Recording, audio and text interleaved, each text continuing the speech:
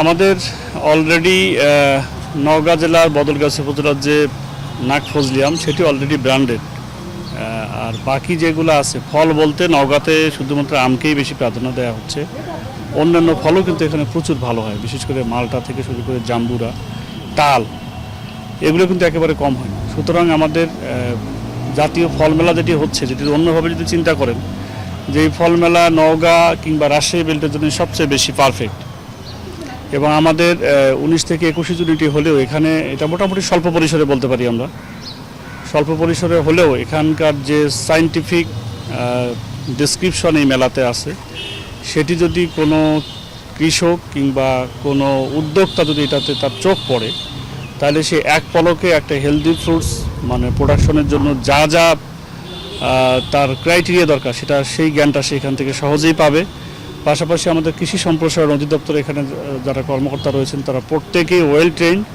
তারা আমাদের এই অঞ্চলের ফলের মার্কেটকে এবং ফলের উৎপাদনকে ত্বরান্বিত করার জন্য সবসময় তৎপর আছে।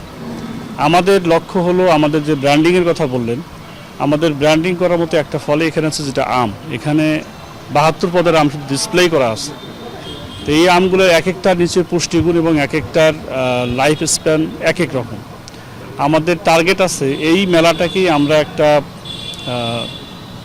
বেসলাইন ধরে এখানকার যে সায়েন্টিফিক জ্ঞান, সেই সায়েন্টিফিক পদ্ধতিগুলোকে আমরা বৃহৎ আকারে সাপাহার উপজেলায় ইনশাল্লাহ অচিরেই আমরা ধারণা করছি জুনের ফার্স্ট উইক বা সেকেন্ড উইকের মধ্যে আর একটা ফল মেলা করব, ফ্রুট ফেস্টিভ্যাল টাইপের, যেটাতে আমরা এইখানকার যে স্টলগুলো আমরা প্রদর্শন করেছি সেগুলোর আদলেই ওখানে বিদেশি বায়ার, বাংলাদেশের অন্য অঞ্চলের বায়ার, যারা চাষি আছে, বিভিন্ন চারা থেকে শুরু করে বিভিন্ন ফলের ক্যাটাগরি সম্পর্কে যাতে জানতে পারে এবং সেগুলো যাতে আমাদের এইখানে যে সমস্ত হর্টিকালচার সেন্টার আছে, যে সমস্ত ফলের ভ্যারাইটি আছে, সেগুলো যাতে আমাদের বাংলাদেশের অন্যত্র ছড়ায় ছিটায় যায়, সেই লক্ষ্যে আমরা বিভিন্ন ধরনের স্থল প্রদর্শন করব এবং আমাদের অঞ্চলের যে সমস্ত চাষি আছে, আম চাষি এবং উদ্যোক্তা, তাদেরকে আমরা প্রশিক্ষণের ব্যবস্থা করব।